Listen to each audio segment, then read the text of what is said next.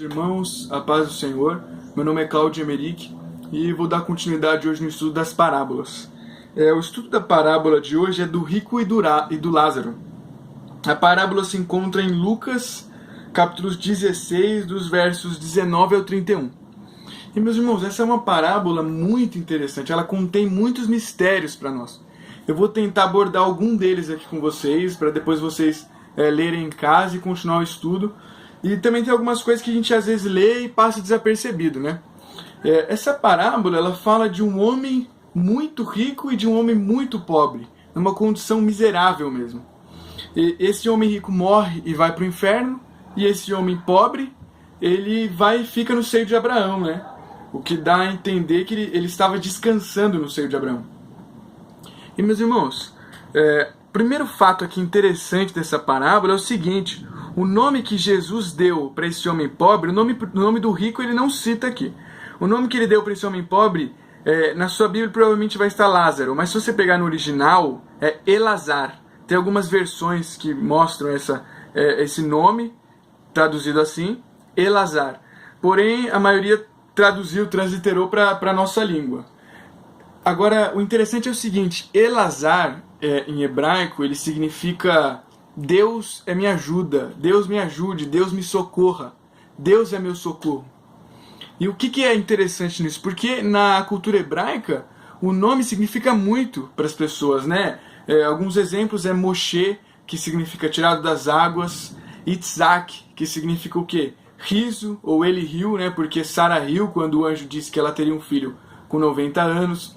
Yeshua significa Salvador. Então o nome ele representa muito. E Jesus fez questão de dar esse nome aqui para esse homem, de Elazar, porque mostra o seguinte: esse homem rico, ele vivia pela sua própria sorte. Já o pobre, ele era muito pobre, miserável. A parábola aqui fala que o homem rico se vestia das melhores vestes, das melhores roupas, porém o pobre ele queria comer das migalhas, do que sobrava desse homem rico. E os cães lambiam suas chagas, a palavra diz. Agora, pelo nome dele a gente entende o seguinte: ele tinha alguma coisa de mais precioso. Uma coisa era muito preciosa para ele. Não importava a condição financeira que ele vivia aqui nessa terra, mas ele tinha algo na vida dele que era muito importante, que era Deus. Deus é minha ajuda, Deus é meu socorro. Né? E aqui entra o Salmo 23. O que fala o Salmo 23? O Senhor é meu pastor e nada me faltará. Mas no original, a tradução que a gente tem, na verdade não é essa. É o Senhor é meu pastor e nada me falta. O Senhor é meu pastor e eu não preciso de mais nada. Ou seja, eu não preciso de mais nada porque Ele já é meu pastor. Né? E o Salmo continua: ainda que eu ande pelo vale da sombra da morte. Ou seja, não importa onde você esteja, porque Deus já é contigo. Você já tem tudo que você precisa. E esse homem, Elazar, traduzido como Lázaro, ele já tinha Deus. Deus era tudo que ele precisava. Então daqui a gente já consegue pegar o primeiro e talvez mais importante ensinamento dessa parábola. Porém, tem mais alguns fatos interessantes, e um deles é o seguinte: quando o rico ele vai para o inferno, ele vê Abraão, né, com Lázaro ali deitado, e ele olha para Abraão. O que ele fala para Abraão? Ele fala: Pai Abraão. Ou seja, ele reconheceu Abraão como pai de uma promessa. Então, quer dizer o seguinte: em vida ele tinha conhecimento de Abraão, de quem era Abraão. Abraão não era para ele só um personagem de uma história, de alguma coisa que aconteceu antigamente. Abraão para ele era o pai de uma nação, era o pai de uma promessa. Era o primeiro de uma aliança que Deus tinha feito, uma aliança eterna com o povo judeu. Então, já dá a entender o seguinte: mesmo ele sabendo disso em vida, ele não deu o valor necessário. E ele fala: Pai Abraão, tem misericórdia de mim, manda Lázaro molhar o dedo na água e pôr na minha língua porque eu estou sofrendo. Então, mostra que ele não ter dado esse valor, mesmo tendo em vida muitas coisas boas, de nada adiantou depois para ele. Agora, muito interessante o seguinte, olha que interessante que Abraão fala para ele. Disse, porém, Abraão: Filho, lembra-te de que recebeste os teus bens em tua vida, e Lázaro somente males. Agora este é consolado e tu atormentado. Outro ensinamento maravilhoso que a gente tem aqui é o seguinte, meus irmãos: o justo e o ímpio, eles têm duas diferenças, né? O ímpio, ele recebe o galardão dele em vida, ou seja, das coisas que ele faz bem, né, das coisas que ele age justamente, conforme a vontade de Deus, ele recebe o galardão em vida. Esse é o ímpio. Já o justo, ele recebe...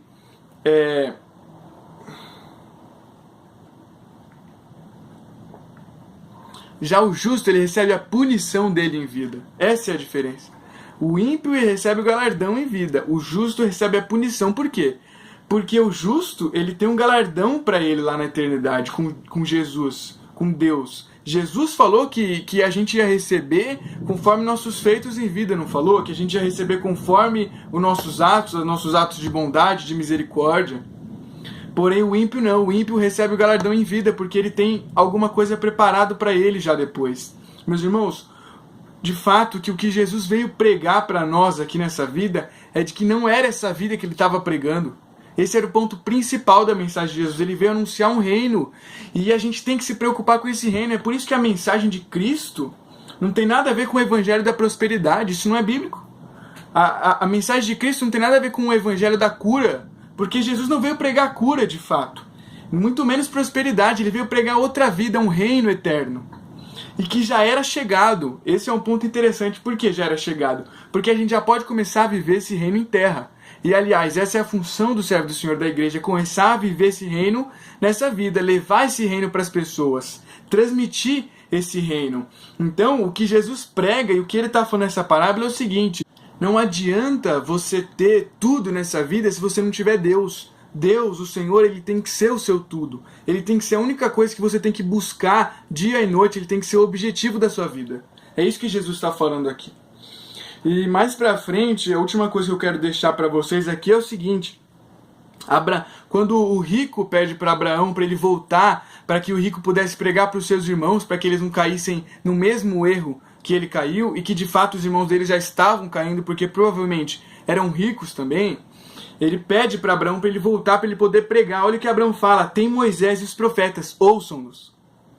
Meus irmãos, a mensagem de Moisés, a mensagem da lei, a mensagem dos profetas é uma mensagem de salvação. Olha o que ele fala aqui depois: pois Abraão lhe disse, se não ouvem a Moisés e aos profetas, tampouco acreditarão ainda que algum dos mortos ressuscite. Ou seja, o que ele falou aqui, meus irmãos? Se você não tem a mensagem da lei, a mensagem de Moisés, a mensagem dos profetas como algo válido na sua vida, se você não entende essa mensagem, de nada adianta Jesus ressurreto. Por que eu estou te falando isso? Isso foi exatamente o que Abraão falou. De nada adiantaria se uma pessoa dos mortos ressuscitasse para pregar o evangelho para eles. Eles não iam crer. Sendo que Abraão, sendo que Moisés, sendo que os profetas estavam falando de Jesus o tempo todo e eles não estavam vendo. Ou seja, Jesus, ele estava profeticamente falando dele aqui mesmo, né? Jesus falando nessa parábola, de que ele ia ressuscitar, mas de que não ia adiantar ele ressuscitar e pregar e aparecer para mais de 500 pessoas, como ele fala lá em Coríntios. Paulo fala em Coríntios, as pessoas não iam acreditar se Moisés já estava sendo pregado, se os profetas estavam sendo pregados até aquela época, e eles não estavam acreditando. Então é de suma importância o estudo do Antigo Testamento, como é chamado hoje, do Tanakh. É muito importante esse estudo para a nossa salvação, para a nossa vida, para o nosso entendimento pleno como servo do Senhor. Amém? Espero ter te ajudado, te esclarecido um pouco nesses poucos minutos aqui, mas leia mais uma vez essa parábola em casa e pegue essas palavras de Cristo, entenda a moral que Cristo tem para falar aqui e pegue como verdade na sua vida, para que esse estudo possa te fortalecer a sua caminhada, para que você possa passar para as pessoas. Então, compartilhe esse vídeo com mais pessoas para que elas possam ter esse entendimento. É o que Jesus quer levar para nossas vidas hoje. Amém? A paz do Senhor.